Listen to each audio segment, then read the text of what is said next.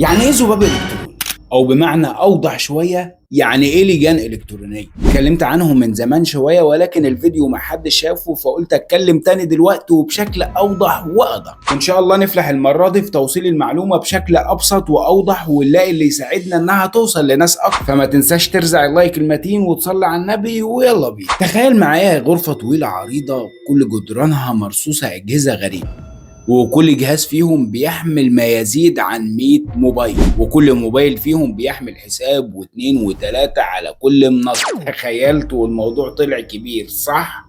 ابسطها لك يا سيدي. اللي قدامك في الفيديو ده غرفة من آلاف بل عشرات الآلاف من غرف الذباب الإلكتروني، والغرفة دي بتتكون من عدد ضخم من الأجهزة، وكل جهاز فيهم بيحمل عدد من الموبايلات بيتحكم فيهم جهاز كمبيوتر واحد. ودول بقى ليهم استخدامات كتير جدا، هدفها الأول هو الربح، وطبعا ليها أهداف تانية كتير، ومن ضمنهم اللي بقينا بنشوف اليومين دول كتير. الذباب ده محترم ممكن ينفذ مصايب سودة ملهاش آخر. أولها هو نشر إشاعة مكذوبة والتفاعل عليها بدرجة قوية جدا، لدرجة إن الناس بتصدقها. الذباب الإلكتروني بتلاقيه في التفاعل مع أعداء بلدك اللي بيوصلوا صورة وحشة عن بلدك. الذباب الإلكتروني بتلاقيه في الهجوم بالسب والقذف عند أي حد بيقول كلمة حق. تلاقيه في كومنتات كتير بتشتم أي حد بيتكلم مثلا ضد الإخوان، ودي حصلت معانا شخصيا.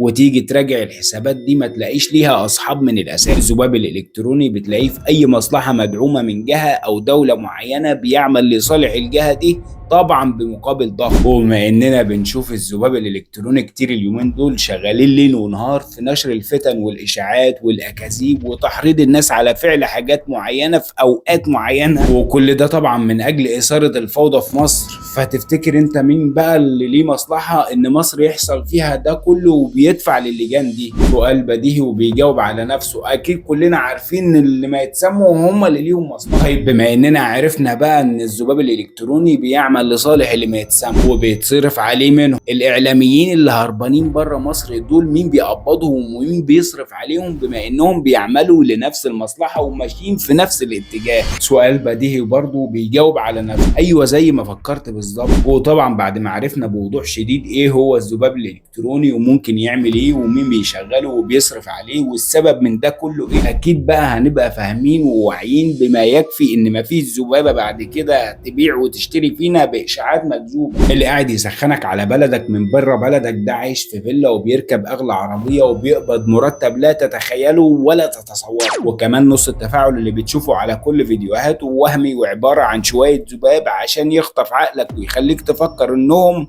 ناس كتير جدا. الذباب الالكتروني ليه استخدامات كتير جدا، ولكن اهمهم هو الجزء اللي ذكرته، واكيد ذكرته للتوعيه عشان في ناس كتير غلابه وبتتفاعل بالعاطفه لما بتلاقي عدد كبير متفاعل. دوري ان اعمل الفيديو للتوعيه بمعلومه كامله ونصيحه شامله لكل كبير وصغير. دورك بقى انك تعمل لايك وشير للفيديو ده، وتكتب في الكومنتات ايه هو اغرب موقف شفته من اللجان الالكترونيه. وما تنساش تشترك في القناه وتفعل زر الجرس لو انت على يوتيوب، او فولو لو انت على اي منصه تانية، وصلي على النبي.